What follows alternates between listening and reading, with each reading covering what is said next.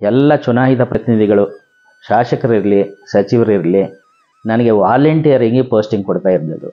ನಾನು ಎಲ್ಲೂ ಖರ್ಚು ವೆಚ್ಚ ಮಾಡಿ ಅವರು ಇವರು ಹಿಂದೆ ನಿಂತ್ಕೊಂಡು ಇಂಥ ಜಾಗ ಬೇಕಂತೇಳಿ ತಗೊಂಡು ಜಾಗಕ್ಕೆ ರಿಪೋರ್ಟ್ ಮಾಡಿಕೊಳ್ಳಲಿಕ್ಕೆ ಪ್ರಯತ್ನ ಪಟ್ಟಂಥ ದಿನ ಇಲ್ಲ. ನನ್ನ ಕೆಲಸ ಕಾರ್ಯಗಳನ್ನ ನೋಡಿ ಅವರೇನೆ ರಾಜುನ ಹಾಕೊಳ್ಳೋಣ ಅಂಥೇಳಿ ಎಲ್ಲ ಕಡೆಗೂ ನನ್ನನ್ನು ಪೋಸ್ಟಿಂಗ್ ಮಾಡ್ತಾ ಇದ್ದದ್ರಿಂದ ನನಗೆ ಸಾರ್ವಜನಿಕರ ಜೊತೆಯಲ್ಲಿ ಫ್ರೀಯಾಗಿ ಕೆಲಸ ಮಾಡಲಿಕ್ಕೆ, ನನ್ನನ್ನು ತೊಡಗಿಸ್ಕೊಳ್ಳಲಿಕ್ಕೆ ಒಂದು ಅವಕಾಶ ಆಯಿತು. ಇಂಜಿನಿಯರಿಂಗ್ ಇಲಾಖೆಗಿನ್ನ ನಾನು ತಾಲೂಕು ಎಕ್ಸಿಕ್ಯೂಟಿವ್ ಆಫೀಸರ್ ಆಗಿ ಕೆಲಸ ನಿರ್ವಹಿಸುವಾಗ ತಾಲೂಕಿನ ಎಲ್ಲ ಇಲಾಖೆ ಅಧಿಕಾರಿಗಳ ಜೊಡನೆ ಸಂಪರ್ಕನ ಚೆನ್ನಾಗಿಟ್ಕೊಂಡು ತಾಲೂಕಿನ ಅಭಿವೃದ್ಧಿಗೆ, ಬಡವರನ್ನ ಏಳಿಗೆಗೆ ಮತ್ತು ಯಂಗ್ಸ್ಟರ್ಸ್ಗಳಿಗೆ ಎಲ್ಲಿಯಾದ್ರೂ ಅವರಿಗೆ ವಿದ್ಯಾಭ್ಯಾಸಕ್ಕೆ ಅವಕಾಶ ಕಲ್ಪಿಸಲಿಕ್ಕೆ, ಎಜುಕೇಷನ್ಗೆ ಒತ್ತು ಕೊಡಲಿಕ್ಕೆ ನಾನು ಪ್ರಯತ್ನಪಟ್ಟು ಕೆಲಸ ನಿರ್ವಹಿಸಿದ್ದೇನೆ. ಸೊ ಹಾಗೆ ಇಂಜಿನಿಯರ್ ಆಗಿ ನನಗೆ ಅವಕಾಶ ಸಿಕ್ಕಿದ್ದರಿಂದ ಇವನ್ ಮೈಸೂರಿನಲ್ಲಿ ನಾನು ಎಕ್ಸಿಕ್ಯೂಟಿವ್ ಇಂಜಿನಿಯರಾಗಿ ಕೆಲಸ ಮಾಡುವಂಥ ಸಂದರ್ಭದಲ್ಲಿ ಮೈಸೂರಿನ ಅಭಿವೃದ್ಧಿನಲ್ಲಿ ದಸರಾ ಪ್ರೊಸೆಷನ್ ರೋಡ್ಗೆ ಕಾಂಕ್ರೀಟೀಕರಣ ಮಾಡ್ತಕ್ಕಂಥದ್ದು, ಹಾಗೆ ಗನ್ ಹೌಸ್ ರೋಡನ್ನು ನಂಜನಗೂಡು ರೋಡ್ಗೆ ಲಿಂಕ್ ಮಾಡ್ತಕ್ಕಂಥದ್ದು, ಮಳವಳ್ಳಿ ಕಡೆಯಿಂದ ಮೈಸೂರಿಗೆ ಬರ್ತಕ್ಕಂಥ ಅದರಲ್ಲಿ ಸಿದ್ಧಾರ್ಥ ಲೇಔಟ್ನಲ್ಲಿ ಡಬಲ್ ರೋಡ್ ಮಾಡ್ತಕ್ಕಂಥದ್ದು, ಪಡುವಾರಹಳ್ಳಿನಲ್ಲಿ ಇರ್ತಕ್ಕಂಥ ಮಹಾರಾಣಿ ಕಾಲೇಜ್ ನಿರ್ಮಾಣ ಮಾಡೋದಕ್ಕೆ, ಇವು ಇನ್ನೂ ಅನೇಕ ಕೆಲಸಗಳಿಗೆ ನಾನು DPR ಪ್ರಿಪೇರ್ ಮಾಡಿ, ಟೆಂಡರ್ ಮಾಡಿ, ಇಂಟ್ರೆಸ್ಟ್ ಮಾಡಿ ಕೆಲಸನೂ ಪ್ರಾರಂಭಿಸಿ ಪಾರ್ಷಿಯಲಿ ನಾನು ಕೆಲಸನ ಪ್ರಾರಂಭ ಮಾಡಿದೆ. ನಂತರ ದಿನಗಳಲ್ಲಿ ಮತ್ತೆ ನನಗೆ ಬೇರೆ ಕಡೆ ಹೊರಗಡೆ ಆದದ್ರಿಂದ ಉಳಿದಂಥ ಬೇರೆ ಇಂಜಿನಿಯರ್ಸ್ಗಳು ಬಂದು ಕೆಲಸಗಳನ್ನ ಪೂರ್ಣಗೊಳಿಸಿದ್ದಾರೆ. ಬಟ್ ಸಾರ್ವಜನಿಕ ಸ್ಪಂದಿಸಲಿಕ್ಕೆ ಸರ್ಕಾರಿ ಸೇವೆ ಭಾಳ ಅಗತ್ಯತೆ ಇದೆ. ಅಂದರೆ ಬಡವರಿಗೆ ನಾವು ಯಾವ ಸಂದರ್ಭದಲ್ಲಿ ಹೇಗೆ ಕೆಲಸ ನಿರ್ವಹಿಸ್ತೀವಿ ಅನ್ನೋದಕ್ಕೆ ತಾಲೂಕಿನ ದಂಡಾಧಿಕಾರಿಗಳೊಡನೆ ಸರ್ಕಲ್ ಇನ್ಸ್ಪೆಕ್ಟರ್ ಜೊತೆಯಲ್ಲಿ ನಾವು ಎಲ್ಲರ ಸಹಕಾರ ತೆಗೆದುಕೊಂಡು ಜನಸಂಪರ್ಕ ಸಭೆ ನಡೆಸಿ, ಆ ಜನಸಂಪರ್ಕ ಸಭೆಯಲ್ಲಿ ಸಾರ್ವಜನಿಕರ ಕುಂದುಕೊರತೆಗಳನ್ನು ನಾವು ಸಾಲ್ವ್ ಮಾಡುವಂಥ ನಿಟ್ಟಿನಲ್ಲಿ, ಅವರಿಗೆ ಬೇಡಿಕೆ ಏನು ಅನ್ನೋದನ್ನ ತಿಳ್ಕೊಳ್ಳುವಂಥ ನಿಟ್ಟಿನಲ್ಲಿ, ಆ ಬೇಡಿಕೆಗಳಿಗೆ ಸ್ಪಂದಿಸ್ತಕ್ಕಂಥ ನಿಟ್ಟಿನಲ್ಲಿ ತಾಲೂಕು ಮಟ್ಟದಲ್ಲಿ ಕೆಲಸ ನಿರ್ವಹಿಸೋದು ನನಗೆ ಭಾಳ ಇಷ್ಟವಾದಂಥದ್ದಾಗಿತ್ತು. ಭಾಳ ತುಂಬ ಒಂದು ಸಂತೋಷದ ವಿಷಯ ಸರ್. ನೀವು ಅದು 4 ಗೋಡೆಗೆ ಸೀಮಿತ ಆಗದೇ ಒಂದು ಸಾರ್ವಜನಿಕವಾಗಿ ತೊಡಗಿಸ್ಕೊಂಡು ಈಗ ಹೇಳ್ತಾ ಇದ್ರಿ, ಆ ದಸರಾ ಇದ್ರು ಆ ಟೈಮ್ಗಳಲ್ಲಿ, ಮತ್ತು ಕಾಂಕ್ರೀಟ್ ರೋಡು, ದಸರಾ ಸಾಗೋ ರೋಡ್ಗಳು, ಈ ಥರ ಎಲ್ಲನೂ ಒಂದು ಜವಾಬ್ದಾರಿ ತಗೊಂಡು ಭವಿಷ್ಯದ ಬಗ್ಗೆ ಯೋಚನೆ ಮಾಡಿದ್ರಿ. ಈಗ ಒಂದು ಸ್ವಲ್ಪ ಎಜುಕೇಷನ್ ಬಗ್ಗೆನೇ ಕೇಳೋಣ ಸರ್. ಈಗ ಇವತ್ತು ಎಜುಕೇಷನ್ ಒಂಥರ ಆಗಿದೆ, ನೀವು ಬಾಲ್ಯದಲ್ಲಿ ಏನು ಅನಿಸ್ತಿತ್ತು, ಅಲ್ಲಿಗೆ ಏನು ಬದಲಾವಣೆ ಕಂಡಿದೆ, ಈ ಥರ ಒಂದು ಸ್ವಲ್ಪ ಮೆಲ್ಕು ಹಾಕ್ಬೋದು. ಯಾಕಂದರೆ ನೀವು 1961 ಹುಟ್ಟವರು, ಹೆಚ್ಚು ಕಡಿಮೆ ಆ ತಲೆಮಾರಿಗೂ ಈ ತಲೆಮಾರಿಗೂ ವ್ಯತ್ಯಾಸ ಇದೆ. ನಾವು ನೋಡಿದಂಗೆ ಅವತ್ತು SLC ಪಾಸ್ ಮಾಡೋದೇ ಕಷ್ಟ, ಯಾಕಂದರೆ ಸ್ಕೂಲ್ಗೆ ಕಳಿಸ್ತಿತ್ತಿಲ್ಲ, ಮನೇಲಿ ಆ ಥರ ಪರಿಸ್ಥಿತಿ ಇತ್ತು. ಆ ಥರ ಇದರಲ್ಲಿ ಓದಿ ಡಿಪ್ಲೊಮಾ ಮಾಡಿ ಇವತ್ತು ನಾನಾ ಪೋಸ್ಟ್ಗಳಲ್ಲಿ ಮಾಡಿ ಸಖತ್ತು ಒಂದು ಒಳ್ಳೊಳ್ಳೆ ಕೆಲಸಗಳು ಮಾಡಿದ್ದೀರಿ. ಸ್ವಲ್ಪ ವಿದ್ಯೆ ಬಗ್ಗೆ ಇವತ್ತಿಗೂ ಅವತ್ತಿಗೂ ಏನಿದೆ ಆ ಥರ ನಿಮ್ಮ ಮೆಲ್ಕು ಹಾಕ್ಬೋದಾ? ವಿದ್ಯಾಭ್ಯಾಸದಲ್ಲಿ ಮೊದಲಿನ ಕಾಲದಲ್ಲಿ ನಾವೆಲ್ಲ ಓದ್ತಾ ಇದ್ದಂಥ ಕಾಲದಲ್ಲಿ ಗುರುಗಳು ಅಂದ್ರೇನು, ತಂದೆ ತಾಯಿಗಳು ಹೇಗೆ, ಹಿರಿಯಕರು ಹೇಗೆ ಅಂತಕ್ಕಂಥ ಗೌರವ ಕೊಡ್ತಕ್ಕಂಥ ನಿಟ್ಟು ಭಾಳ ಚೆನ್ನಾಗಿತ್ತು. ಮಕ್ಕಳುಗಳಿಗೆ ಪೋಷಕರು ಗುರುಗಳು ಹೇಳ್ದಂಗೆ ಕೇಳಿ ಅಂತ ಹೇಳುವಂಥ ದಿನಗಳಿದ್ದು. ಇವತ್ತಿನ ದಿನ ಟೀಚರ್ಸು ಆ ಮಕ್ಕಳುಗಳಿಗೆ ಏನಾದರೂ ಒಂದು ಅಂದರೆ ಪೇರೆಂಟ್ಸ್ ಬಂದು ಗಲಾಟೆ ಮಾಡುವಂಥ ಪರಿಸ್ಥಿತಿ ಉದ್ಭವ ಆಗಿಬಿಟ್ಟಿದೆ. ಇವತ್ತು ಬರೀ ಮಾರ್ಕ್ಸ್ಗೋಸ್ಕರ ಕಚ್ಚಾಡ್ತಾ ಇರ್ತಕ್ಕಂಥದ್ದು, 90% ತೊಗೋಬೇಕು, 100% ತೊಗೋಬೇಕು, ನನ್ನ ಮಗಳು ಹಿಂಗೆ ಬರಬೇಕು, ಮಗ ಹಿಂಗೆ ಬರಬೇಕು ಅನ್ನೋದರಲ್ಲಿ ಮುಖ್ಯ ಪಾತ್ರ ವಹಿಸ್ತಾ ಇದ್ದಾರೆ. ಆದರೆ ನನ್ನ ಒಂದು ಇದು ಹೇಳೋದೇ ಆದರೆ, ನನ್ನ ಅನಿಸಿಕೆ, ಮಕ್ಕಳು ಬರೀ ಸರ್ಟಿಫಿಕೇಟ್ ಮಾರ್ಕ್ಸ್ ತಗೊಳ್ಳೋದು ದೊಡ್ಡದಲ್ಲ. ಸಮಾಜದಲ್ಲಿ ಒಬ್ಬ ಸತ್ಪ್ರಜೆಯಾಗಿ ಸಮಾಜನ ಅರ್ಥ ಮಾಡಿಕೊಂಡು, ಸಮಾಜಕ್ಕೆ ಒತ್ತು ಕೊಟ್ಟು, ತನ್ನನ್ನು ತೊಡಗಿಸ್ಕೊಂಡು ಕೆಲಸ ನಿರ್ವಹಿಸ್ತಕ್ಕಂಥದ್ದು, ತನ್ನ ಕಾಲ ಮೇಲೆ ತಾನು ನಿಂತ್ಕೊಳ್ಳುವಂಥ ಪ್ರಯತ್ನ ಮಾಡ್ತಕ್ಕಂಥದ್ದು, ಈ ರೀತಿಯಲ್ಲಿರಬೇಕು. ಹಿರಿಯರಿಗೆ, ಗುರು ಹಿರಿಯರಿಗೆ, ತಂದೆ ತಾಯಿಗಳಿಗೆ ಕೀರ್ತಿ ತರ್ತಕ್ಕಂಥ, ನಮ್ಮ ರಾಜ್ಯ ದೇಶಕ್ಕೆ ಭಾಳ ಗೌರವ ತರ್ತಕ್ಕಂಥ ನಿಟ್ಟಿನಲ್ಲಿ ಮಕ್ಕಳು ಯೋಚನೆ ಮಾಡುವಂಥ ಪರಿಸ್ಥಿತಿನಲ್ಲಿ ಬರಬೇಕು. ಇವಾಗ ಭಾಳ ಹೈಟೆಕ್ ಎಜುಕೇಷನ್ಗಳಿದೆ. ಈಗ ಅದೇ ಉದ್ದೇಶಕ್ಕೆ ನಾವು ಫ್ರೆಂಡ್ಸ್ ಎಲ್ಲ ಸೇರಿ 27 ವರ್ಷ ಆಯಿತು. ನಾವು ಕಲ್ಕುಣಿ ಮಹಾದೇವಯ್ಯ ಅಂಥೇಳಿ ನನ್ನ ಫ್ರೆಂಡ್ ಒಬ್ಬರು ಬೆಂಗಳೂರಿನಲ್ಲಿದ್ದರು. ಅವರು NGFನಲ್ಲಿದ್ದು ವಾಲಂಟಿಯರ್ ರಿಟೈರ್ಮೆಂಟ್ ತೊಗೊಂಡಿದ್ರು. ಅವರ ಗ್ರಾಮದಲ್ಲಿ ಒಂದು ಶಾಲೆ ನಡೆಸ್ತಿದ್ರು. ಆ ಒಂದು ಅನುಭವದ ಮೇಲೆ ನಾವು ಅವರನ್ನು ಮೈಸೂರಿಗೆ ಶಿಫ್ಟ್ ಮಾಡಿ ಲೈಕ್ ಮೈಂಡೆಡ್ ಫ್ರೆಂಡ್ಸ್ ಟೀಮ್ ಅಂತ ಹೇಳಿ ವಿವಿಧ ಲೈಕ್ ಮೈಂಡೆಡ್ ಫ್ರೆಂಡ್ಸು ಹೇಗೆ ಅಂತಂದರೆ ಎಲ್ಲ ವಿವಿಧ ಜನಾಂಗದವರು ಒಟ್ಟಿಗೆ ಸೇರಿಕೊಂಡು ಎಲ್ಲ ಭೇದ ಭಾವನ ಮರೆತು ಸಮಾಜಮುಖಿಯಾಗಿ ನಾವು ಒಂದು ವಿದ್ಯಾರ್ಜನೆ ಮಾಡ್ತಕ್ಕಂಥ ನಿಟ್ಟಿನಲ್ಲಿ ಯೋಚನೆ ಮಾಡೋಣ ಅಂತೇಳಿ ಒಂದು ಪ್ರಾರಂಭಿಕವಾಗಿ ಪ್ರಾಥಮಿಕ ಶಾಲೆನ ಪ್ರಾರಂಭ ಮಾಡಿದ್ರು. ಆ ಫ್ಯಾಮಿಲಿ ಬ್ಯಾಕ್ಗ್ರೌಂಡ್ ನೋಡಿ, ಮಕ್ಕಳುಗಳ ಪರಿಸ್ಥಿತಿ ನೋಡಿ, ಆ ಮಕ್ಕಳುಗಳಿಗೆ ಒಳ್ಳೆ ಎಜುಕೇಷನ್ ಫೌಂಡೇಶನ್ ಕೊಡಬೇಕು ಅಂತೇಳಿ ನಾವು ಪ್ರಯತ್ನ ಪಟ್ಟಿದ್ದು ಇವತ್ತಿನ ದಿನ PUCವರೆಗೂ ಬಂದಿದೆ, ಉತ್ತಮವಾಗಿ ನಡೀತಾ ಇದೆ. ನಮ್ಮ ಶಾಲೆ ಅದು Vishwaprajna primary, nursery and PU college ಅಂತ ಹೇಳಿ. ಬಟ್ ಅದು ಈಗ ಒಂದು 11-12 ವರ್ಷದಿಂದ 10th ಸ್ಟ್ಯಾಂಡರ್ಡ್ನಲ್ಲಿ 100% ರಿಸಲ್ಟ್ ಇದೆ. ಅದು ಅಲ್ಲಿ ಅಡ್ಮಿಷನ್ ಆಗ್ತಾ ಇರ್ತಕ್ಕಂಥ ಮಕ್ಕಳು ಯಾವುದೋ ಮೆರಿಟ್ ವೈಸ್ ಅಲ್ಲ, ತಂದೆ ತಾಯಿ ಎಜುಕೇಷನ್ ಫೀಲ್ಡ್ ನೋಡಿ ಅಲ್ಲ, ಅವರ ಹಣದ ಅನುಕೂಲತೆ ನೋಡಿ ಅಲ್ಲ, ಎಂಥ ಬಡವ್ರ ಮಕ್ಕಳೇ ಆದ್ರೂ ಅಲ್ಲಿ ಅಡ್ಮಿಷನ್ ಆಗಿ ಎಜುಕೇಷನ್ ಮಾಡ್ತಾ ಇರ್ತಕ್ಕಂಥದ್ದು. ಅಲ್ಲಿ ಇರ್ತಕ್ಕಂಥ ಉಪಾಧ್ಯಾಯರು ಮತ್ತು ಕೃಷ್ಣಸ್ವಾಮಿ ಅಂತ ಹೇಳಿ ಅಲ್ಲಿ ವರ್ಕಿಂಗ್ ಪ್ರೆಸಿಡೆಂಟ್ ಇದ್ದಾರೆ, ಅವರ ಇನ್ವಾಲ್ವ್ಮೆಂಟ್ನಲ್ಲಿ ಮಕ್ಕಳುಗಳಿಗೆ ಅದು ಎಂಥ ಹುಡುಗ ಫೇಲ್ ಆಗುವಂಥ ಹುಡುಗ ಇದ್ರೂ ಅವ್ರುಗಳಿಗೆ ಅಲ್ಲೇ ಸ್ಕೂಲ್ನಲ್ಲೇ ಯಾವುದೇ ಫೀಸ್ ತಗೊಳ್ಳದೇ ಎಕ್ಸ್ಟ್ರಾ ಟ್ಯೂಷನ್ ಮಾಡಿ 2-3 ಗುಂಪು ಮಾಡಿ ಅವ್ರನ್ನ ಭಾಳ ಕೆಳಮಟ್ಟದಲ್ಲಿರ್ತಕ್ಕಂಥ ಮಕ್ಕಳಿಗೆ ವಿದ್ಯಾರ್ಜನೆ ಮಾಡಿ 100ಕ್ಕೆ 100% ಬರ್ತಕ್ಕಂಥ ನಿಟ್ಟಿನಲ್ಲಿ ಪ್ರಯತ್ನ ಆಗಿದೆ. ಅದರಲ್ಲೂ ಡಿಸ್ಟಿಂಕ್ಷನ್ನೇ ಹೆಚ್ಚಿಗೆ ಇದೆ. ಫಸ್ಟ್ ಕ್ಲಾಸ್ ಇದೆ, ಸೆಕೆಂಡ್ ಕ್ಲಾಸ್ 1 or 2 ಸ್ಟೂಡೆಂಟ್ಸ್ ಇದ್ದಾರೆ. ಸೊ ಈ ಮಟ್ಟದಲ್ಲಿ ಒಂದು ಎಜುಕೇಷನ್ಗೆ ಒತ್ತು ಕೊಟ್ಟಿದ್ದೀವಿ. ಈ ಎಜುಕೇಷನ್ ಕೊಡಲಿಕ್ಕೆ ಎಲ್ಲ ಲೈಕ್ ಮೈಂಡೆಡ್ ಫ್ರೆಂಡ್ಸ್ಗಳ ಕಾರಣ. ಬಹುಮುಖ್ಯವಾಗಿ ದಿವಂಗತ ಮಹಾದೇವಯ್ಯನವರು ಈ ಶಾಲೆಗೆ ಫೌಂಡರ್ ಆಗಿದ್ದರು. ತುಂಬ ಸಂತೋಷ ಸರ್. ಈಗ ಎಜುಕೇಷನ್ ಬಗ್ಗೆ ನಿಮಗೆ ಗೊತ್ತಿರೋದ್ರಿಂದ ನೀವು ಹೇಳ್ದಂಗೆ ಇವತ್ತು ಒಂದು ಮಾರ್ಕ್ಸ್ ಬೇಸ್ಡೇ ಆಗಿದೆ, ಬಟ್ ನೀವು ಹೇಳ್ತಾ ಇರೋದು ವಿದ್ಯೆಗಿಂತ ವಿನಯ ಮುಖ್ಯ ಅಂತ. ನೀವು ಅದನ್ನೆಲ್ಲ ಬಾಲ್ಯದಿಂದ ರೂಢಿಸ್ಕೊ ಬಂದಿರೋದ್ರಿಂದನೇ ನೀವೆಲ್ಲ ಫ್ರೆಂಡ್ಸ್ ಸೇರಿ, ಅದೇ ನೀವು ಹೇಳೋಲ್ಲ ಲೈಕ್ ಮೈಂಡೆಡ್ ಫ್ರೆಂಡ್ಸ್ ಅಂತ ಸೇರಿ ಇವತ್ತೊಂದು ಒಳ್ಳೆ ಸಂಸ್ಥೆನ ಮೈಸೂರು ಕಟ್ಟಿದ್ದೀರಿ. ಅದರಲ್ಲೊಂದು ಒಳ್ಳೆ ಮುಖ್ಯಸ್ಥರನ್ನಾಗಿ ಮಾಡಿದ್ದೀರಿ. ಮರಿಮಲ್ಲಪ್ಪ ಕಾಲೇಜ್ ಸ್ಕೂಲಲ್ಲಿ ಒಂದು ಫೇಮಸ್ ಆಗಿದೆ ಕೃಷ್ಣಸ್ವಾಮಿ ಅಂತವ್ರನ್ನೇ ಈಗ ಆಡಳಿತ ಮಂಡಳಿ ಅಧ್ಯಕ್ಷರು ಮಾಡಿ ನೀವು ಒಂದು ವಿಶೇಷವಾದ ಸ್ಕೂಲ್ನ ಅದು ಮತ್ತು ಹೇಳ್ತಾ ಇದ್ರೆ 11 ವರ್ಷದಿಂದ ಸತತವಾಗಿ 100% ರಿಸಲ್ಟು. ಇದಂತೂ ದೊಡ್ಡ ಸಾಧನೆ ಅನ್ಬೋದು. ಯಾಕಂದರೆ 11 ವರ್ಷದಲ್ಲಿ ಯಾರು ಫೇಲ್ ಆಗೋ ಚಾನ್ಸಸ್ ಇರುತ್ತೆ. ಆದರೆ ನೀವು ಹೇಳಿರಲ್ಲ, ಎಲ್ಲ ಒಂದು ಬಡ ವರ್ಗದಿಂದ ಬಂದಿರೋ ಮಕ್ಳುಗಳನ್ನೂ ಕೂಡ ನೀವು ತೆಗೆದುಕೊಂಡು ಒಂದು ವಿಶೇಷ ಸಾಧನೆ ಮಾಡಿದ್ರಿ. ನಿಜವಾಗ್ಲೂ ಈ ಥರ ಒಂದು ಸಮಾಜ ಕಳಕಳಿಗಳು ಎಲ್ಲರಲ್ಲೂ ಬರಬೇಕು, ಆ ಒಂದು ಎಜುಕೇಷನ್ ಸಂಸ್ಥೆ ನಡೆಸೋರಲ್ಲಿ ಬರಬೇಕು ಅಂತ ನಮ್ಮ ಒಂದು ಅಭಿಲಾಷೆ. ಇದರ ಮಧ್ಯ ಅಲ್ಲಿ ಇರ್ತಕ್ಕಂಥ ಕೃಷ್ಣಸ್ವಾಮಿಯವರು ಅಲ್ಲಿ ಬಂದಿರುವಂಥ ಮಕ್ಕಳು ಎಷ್ಟೋ ಜನ ವಾಚ್ಮನ್ ಮಕ್ಕಳಿದ್ದಾರೆ, ಆಟೋ ಡ್ರೈವರ್ ಮಕ್ಕಳಿದ್ದಾರೆ, ಸೆಕ್ಯೂರಿಟಿ ಗಾರ್ಡ್ ಮಕ್ಕಳಿದ್ದಾರೆ.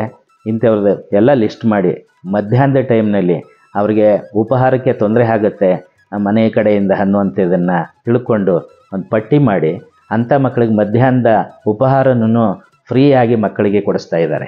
ಅದನ್ನು ಇಲ್ಲಿ ಹೊರಗಡೆಯಿಂದ ಅವರು ಬರ್ತಕ್ಕಂಥವಕ್ಕೆ ಅವ್ರ ಪೇರೆಂಟ್ಸ್ ಪರ್ಮಿಷನ್ ತಗೊಂಡು ಮಧ್ಯಾಹ್ನದಲ್ಲಿ ಹೆಚ್ಚು ಕಡಿಮೆ ಸುಮಾರು ಒಂದು 110 ಮಕ್ಕಳಿಗೆ ಮಧ್ಯಾಹ್ನದ ಊಟದ ವ್ಯವಸ್ಥೆನೂ ಮಾಡಿದ್ದಾರೆ. ಭಾಳ ತುಂಬ ಸಂತೋಷ ಸರ್. ಇವತ್ತೇನು ಗೌರ್ಮೆಂಟ್ ಮಿಡ್ ಡೇ ಮೀಲ್ಸ್ ಅಂತ ಸ್ಕೀಮ್ ತಂದಿದೆ, ಅದು ಪ್ರೈವೇಟ್ ಸ್ಕೂಲ್ಗಳಲ್ಲಿ ಇಲ್ಲ, ಎಲ್ಲ ಮಕ್ಕಳುಗಳೇ ಬಾಕ್ಸ್ ತರ್ತಾರೆ.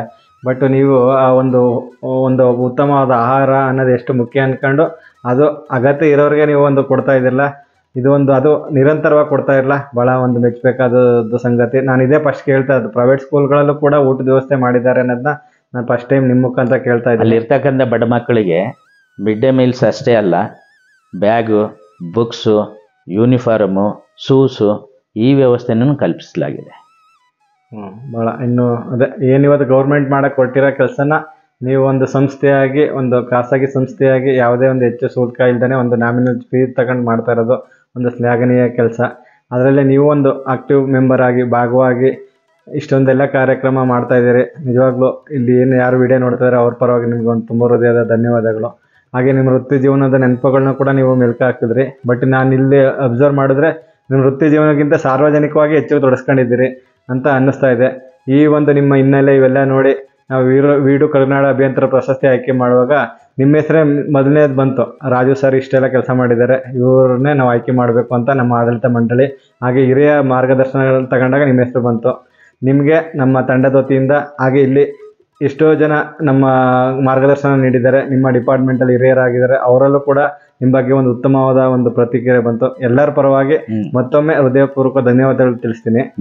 ನಿಮ್ಮ ಬಗ್ಗೆ ನಾನು ವಿಡಿಯೋ ಸಂಸ್ಥೆಯವರು.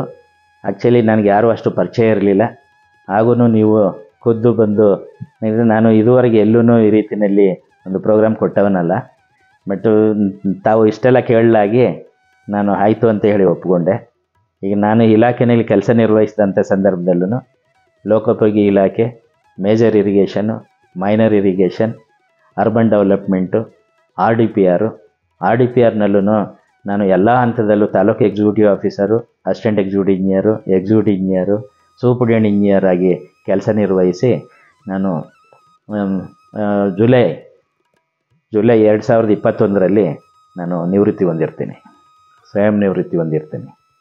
ಬಟ್ ಇಷ್ಟೆಲ್ಲ ತಾವು ಕೇಳಿ ಇದನ್ನು ತಾವು ರೆಕಾರ್ಡ್ ಮಾಡ್ತಾ ಇರ್ತಕ್ಕಂಥದ್ದಕ್ಕೆ ತಮ್ಮ ವಿಡಿಯೋ ಸಂಸ್ಥೆಗೂ ನಾನು ಅಭಿನಂದನೆಗಳ ಸಲ್ಲಿಸ್ಲಿಕ್ಕೆ ಇಷ್ಟಪಡ್ತೀನಿ. Thank you sir. ನಮ್ಮದು ಒಂದು ಸೌಭಾಗ್ಯ ಅನ್ಬೇಕು. ನಮ್ಗೆ ಫಸ್ಟ್ ಟೈಮ್ ಈ ಥರ ನಾನು ಹೇಳಿದ್ನಲ್ಲ, ಸ್ಟಾರ್ಟಿಂಗೇ ಒಂದು ಸಂದರ್ಶನ ಕೊಟ್ಟಿದ್ದೀರಿ. ಹಾಗೆ ನಿಮ್ಮ ಸಮಾಜಮುಖಿ ಕಾರ್ಯಕ್ರಮಗಳು ನಮಗೂ ಒಂದು ಪ್ರೇರಣೆ. ನಾವು ಕೂಡ ನಮ್ಮ ಸಂಸ್ಥೆ ಈ ನಿಟ್ಟಿನಲ್ಲಿ ನಾವು ಸಾಗ್ತಾ ಇದ್ದೀವಿ. ನಿಮ್ಮ ದಾರಿಲೇ ನಾವು ಒಂದು ಒಳ್ಳೆ ಸ್ಕೂಲ್ಗಳು ತೆಗಿಬೇಕು, ಮಕ್ಳುಗಳಿಗೊಂದು ಎಜುಕೇಷನ್ ಕೊಡಬೇಕು ಅನ್ನೋ ನಿಟ್ಟಿನಲ್ಲಿ ಮಾಡ್ತಾ ಇದ್ದೀವಿ. ನಿಮ್ಮಂಥವ್ರದ್ದು ಒಂದು ಸಂದರ್ಶನ ಮಾಡಿದ್ದು, ಮಾರ್ಗದರ್ಶನ ಸಿಕ್ಕಿದ್ದು ನಮಗೂ ಒಂದು ಅದೃಷ್ಟ ಅಂತ ಹೇಳ್ತಾ ಸರ್, ನಿಮ್ಮ ಬಗ್ಗೆ ಇನ್ನೊಂದು ಕೇಳ್ಪಟ್ಟಿದ್ದೀನಿ.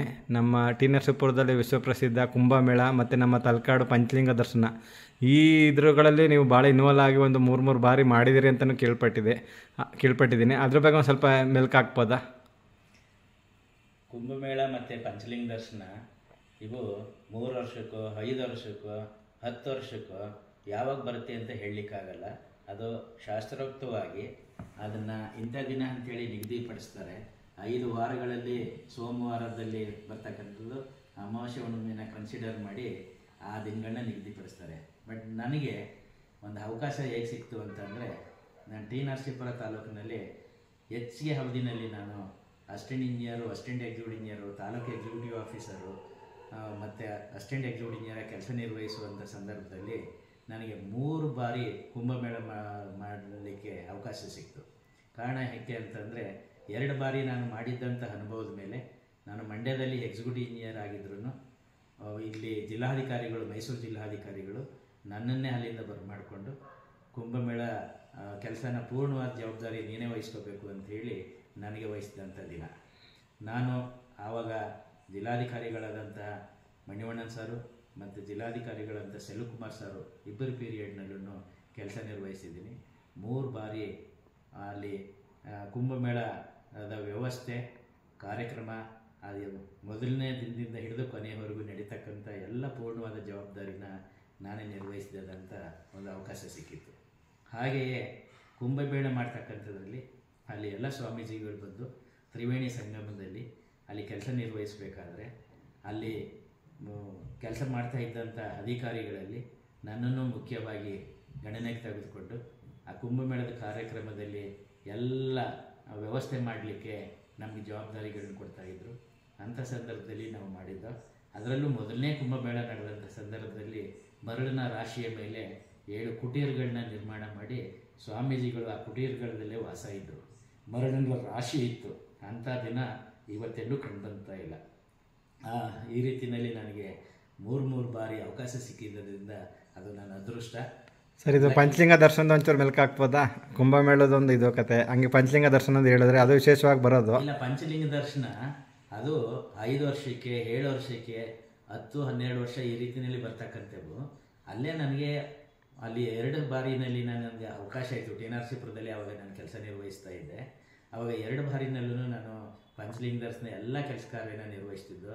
ಅಲ್ಲಿ ಒಂದೇನಾದ್ರು ಭಕ್ತಾದಿಗಳು ಬಂದರೆ ಆ ಪಂಚಲಿಂಗಗಳಿಗೆ ಭೇಟಿ ಮಾಡಲಿಕ್ಕೆ ಹೋಗ್ತಕ್ಕಂಥ ಪ್ರತಿಯೊಂದು ದೇವಾಲಯಕ್ಕೂ ಹೋಗ್ತಕ್ಕಂಥ ರೂಟ್ನಲ್ಲಿ ಫ್ಲೋಟಿಂಗ್ ಪಾಪ್ಯುಲೇಷನ್ನು, ಅವರಿಗೆ ಶುದ್ಧವಾದ ಕುಡಿಯುವ ನೀರಿನ ವ್ಯವಸ್ಥೆ, ಶೌಚಾಲಯಗಳ ವ್ಯವಸ್ಥೆ, ಸ್ನಾನಘಟ್ಟದಲ್ಲಿ ಬಟ್ಟೆ ಬದಲಾಯಿಸಲಿಕ್ಕೆ ಎಲ್ಲ ಟೆಂಪಲ್ಗಳ ರಿಪೇರಿ, ಪ್ರತಿಯೊಂದು ಮತ್ತೆ ಮೆಡಿಕಲ್ ವ್ಯವಸ್ಥೆ, ಆಮೇಲೆ ಸಾರ್ವಜನಿಕವಾಗಿ ಅವರು ಒಂದೊಂದು ಟೆಂಪಲ್ಗೆ ಹೋಗಿ ಬರಲಿಕ್ಕೆ ದೂರ ಅಂತೇಳಿ ಬಸ್ನ ಸೌಕರ್ಯದ ವ್ಯವಸ್ಥೆ, ಪ್ರತಿಯೊಂದನ್ನು ಮಾಡ್ತಕ್ಕಂಥ ವ್ಯವಸ್ಥೆ ಇತ್ತು. ಆವಾಗ ಬ್ಯಾಂಗ್ಳೂರಿಂದ ಬರ್ತಕ್ಕಂಥವ್ರಿಗೆ ಸಪ್ರೇಟ್ ಪಾರ್ಕಿಂಗ್ ವ್ಯವಸ್ಥೆ, ಮೈಸೂರು ಕಡೆಯಿಂದ ಬರ್ತಕ್ಕಂಥವ್ರಿಗೆ ಸಪ್ರೇಟ್ ಪಾರ್ಕಿಂಗ್ ವ್ಯವಸ್ಥೆ ಮಾಡಿ ಎಲ್ಲೂ ಜನಗಳಿಗೆ ತೊಂದರೆ ಆಗದೇ ಇರುವಂಥ ನಿಟ್ಟಿನಲ್ಲಿ ಕಾರ್ಯನಿರ್ವಹಿಸಬೇಕಾಗ್ತಿತ್ತು. ಅದು ಡೇ ಆ್ಯಂಡ್ ನೈಟು ಕೆಲಸ ನಿರ್ವಹಿಸ್ತಿದ್ದು. ಆ ಸಂದರ್ಭದಲ್ಲಿ ಎಲ್ಲ ತಾಲೂಕು ಅಧಿಕಾರಿಗಳ ಸಹಕಾರದಲ್ಲಿ ತಹಸೀಲ್ದಾರರು, taluk executive officer, circle inspector, assistant executive ಇಂಜಿನಿಯರ್ಸ್ಗಳು, ಅದರ್ ಡಿಪಾರ್ಟ್ಮೆಂಟ್ನ ಅಧಿಕಾರಿಗಳು ಎಲ್ಲರನ್ನೂ ಒಳಗೂಡಿ ನಾವು ಕೆಲಸ ಮಾಡ್ತಾಯಿದ್ದು. ಸೊ 2 ಸಾರಿ ನಾನು ಮಾಡಿದಂಥ ಅನುಭವ ನೋಡಿ ನಾನು ಮಂಡ್ಯದಲ್ಲಿ ಎಕ್ಸಿಕ್ಯೂಟಿವ್ ಇಂಜಿನಿಯರಾಗಿ ಕೆಲಸ ನಿರ್ವಹಿಸಿದ್ರು ಆ ಸಂದರ್ಭದಲ್ಲಿ ಜಿಲ್ಲಾಧಿಕಾರಿಗಳು ನನ್ನನ್ನು ಅಲ್ಲಿಂದ ಕರೆಸಿಕೊಂಡು ಒಂದು ಪಂಚಲಿಂಗ ದರ್ಶನನ ನಿನ್ನ ಒಂದು ಉಸ್ತುವಾರಿನಲ್ಲೇ ನಡೀಬೇಕು ಅಂತೇಳಿ ನನಗೆ ವಹಿಸಿದ್ದು.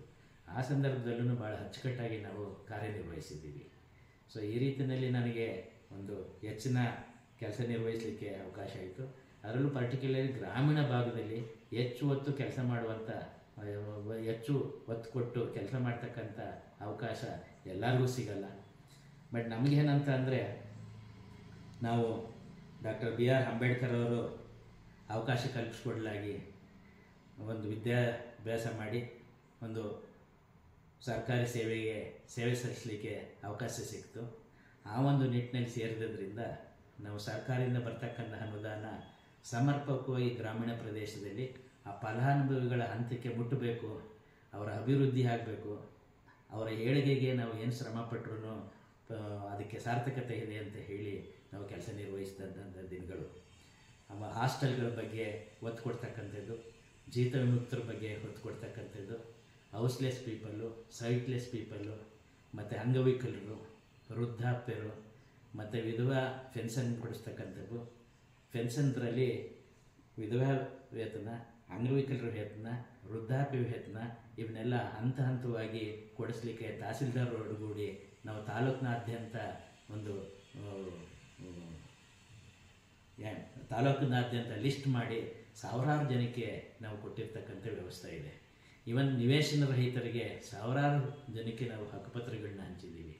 ಅಸಿಸ್ಟೆಂಟ್ ಕಮಿಷನರ್ ಒಳಗೂಡಿ ಎಲ್ಲರ ಜೊತೆ ಚರ್ಚೆ ಮಾಡಿ ಗ್ರಾಮೀಣ ಪ್ರದೇಶದಲ್ಲಿ ಅಂತ ಅಂದರೆ ನಾವು ಸಿವಿಲ್ ಇಂಜಿನಿಯರಿಂಗ್ ವಿಂಗ್ನಲ್ಲಿ ಏನು ಕೆಲಸ ಮಾಡ್ತೀವೋ ಅದಕ್ಕೆ ಹೆಚ್ಚಿಗೆ ಭಾಗ ನಾವು ಸಾರ್ವಜನಿಕ ಒತ್ತು ಕೊಟ್ಟು ಸಾರ್ವಜನಿಕ ಸ್ಪಂದಿಸಿ ಕೆಲಸ ಮಾಡ್ತಕ್ಕಂಥ ನಿಟ್ಟಿನಲ್ಲಿ. ಸಿವಿಲ್ ಇಂಜಿನಿಯರಿಂಗ್ನಲ್ಲಿ ಬರೀ ನಾವು ಕನ್ಸ್ಟ್ರಕ್ಟಿವ್ ವರ್ಕ್ಸ್ಗಳಷ್ಟೇ ಮಾಡ್ತೀವಿ.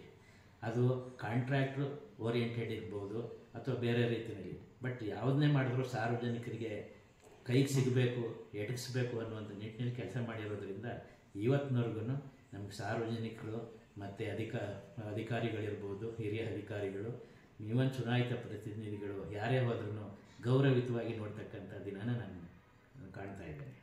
ತುಂಬ ಸಂತೋಷ ಸರ್. ಅದೇ ಹೇಳಿದ್ರಲ್ಲ ಕೊನೆಯಲ್ಲಿ, ಆ ವರ್ಕಲ್ಲಿ ಇದ್ದಾಗ ಮಾತ್ರ ಬೆಲೆ ಕೊಡ್ತಾರೆ. ಬಟ್ ನೀವು ರಿಟೈರ್ಡ್ ಆಗಿ ಹೋದ್ರೆ, ಈಗ ಹೋದ್ರೆ ನಿಮ್ಮನ್ನ ನೆನ್ಕೊಳ್ತಾರೆ, ನೀವು ಮಾಡಿರೋ ಒಂದು ಜನಪರ ಕಾಳಜಿ. ಈಗ ನಿಮ್ಮ ಮಾತುಗಳು ಕೇಳ್ತಾ ಇದ್ದರೆ ಆ ಒಂದು ಬುದ್ಧನ ತಾಳ್ಮೆ ಕಂಡು ಬರ್ತಾ ಇದೆ. ಹಾಗೆ ಅಂಬೇಡ್ಕರ್ ಅವ್ರ ಚಿಂತನೆ ಇದೆ. ಹಾಗೆ ಬಸವಣ್ಣವ್ರ ಕಾಯಕ ನೀವು ಹೇಳ್ತಾ ಇದ್ರಲ್ಲ, ಒಂದು 4 ಗೋಡೆಗೆ ಸೀಮಿತ ಆಗದೇ ಬರೀ ಕನ್ಸ್ಟ್ರಕ್ಷನ್ ಅಂದಿದ್ದನ್ನೇ ಸಾರ್ವಜನಿಕ ಜೀವನದಲ್ಲಿ ತೊಡಗಿಸ್ಕೊಂಡು ಕುಂಭಮೇಳ, ಪಂಚಲಿಂಗ ದರ್ಶನ ಮತ್ತು ದಸರಾ ಟೈಮ್ಗಳಲ್ಲಿ ಇಷ್ಟೆಲ್ಲ ಒಂದು ವೃತ್ತಿ ನಡುವೆ ಈ ಥರ ವಿಶೇಷ ಸಂದರ್ಭಗಳಲ್ಲಿ ವರ್ಕ್ ಮಾಡಿದಿರಿ. ಅದಕ್ಕೆ ಇವತ್ತು ಈಗಲೂ ಜನಗಳು ನೆನ್ಕೊಳ್ತಾ ಇದ್ದಾರೆ. ಆ ಒಂದು ನಿಮ್ಮ ವರ್ಕ್ ಮಾಡಿರೋ ಛಾಯೆ ಅದು ನಿಮ್ಮ ಮಾತುಗಳಲ್ಲಿ ಕಂಡು ಬರ್ತಾ ಇದೆ. ಖಂಡಿತ ನಿಮ್ಮ ಒಂದು ಈ ಒಂದು ಮಾದರಿನ ನಮ್ಮ ವಿಡಿಯೋ ನೋಡ್ತಾ ಇರೋರು ಅನೇಕರುಗಳಿಗೆ ಅನುಸರಿಸ್ಬೋದು ಅಂತ ಹೇಳ್ತಾ, ಇವತ್ತು ನಮ್ಮ ಕರುನಾಡ ಅಭಿಯಂತರ ಪ್ರಶಸ್ತಿಗೆ ಆಯ್ಕೆಯಾಗಿ ನಿಮ್ಮ ಒಂದು ಅನುಭವಗಳನ್ನ ಮೆಲುಕು ಹಾಕಿದ್ದಕ್ಕೆ ನಮ್ಮ ಎಲ್ಲರ ಪರವಾಗಿ ಒಂದು ತುಂಬ ಹೃದಯದ ಧನ್ಯವಾದ ತಿಳಿಸ್ತಾ ಇದ್ವಿ. ಹಾಗೆ ಕಲಾಮಂದಿರದಲ್ಲಿ ಇಂಜಿನಿಯರ್ ಡೇ ಪ್ರಯುಕ್ತ ಸೆಪ್ಟೆಂಬರ್ 15ನೇ ತಾರೀಕು ನಾವು ಆ ಪ್ರೋಗ್ರಾಮಲ್ಲಿ ನೀವು ದಯಮಾಡಿ ನಿಮ್ಮ ಕುಟುಂಬ ಸಮೇತರಾಗಿ ಬಂದು ಪ್ರಶಸ್ತಿನ ಸ್ವೀಕರಿಸಬೇಕು ಅಂತ ಕೋರ್ತಾ ಈ ಸಂದರ್ಶನ ಇಲ್ಲಿಗೆ ಮುಗಿಸ್ತಾ ಇದ್ದೀನಿ. ಮತ್ತೊಮ್ಮೆ ಎಲ್ಲರ ಪರವಾಗಿ ನಿಮಗೆ ಒಂದು ತುಂಬ ಹೃದಯದ ಧನ್ಯವಾದ ತಿಳಿಸ್ತೀನಿ. ನಮಸ್ತೆ ಸರ್. ನಮಸ್ತೆ. ತಮಗೂ ನಮಸ್ತೆ. Thank you sir.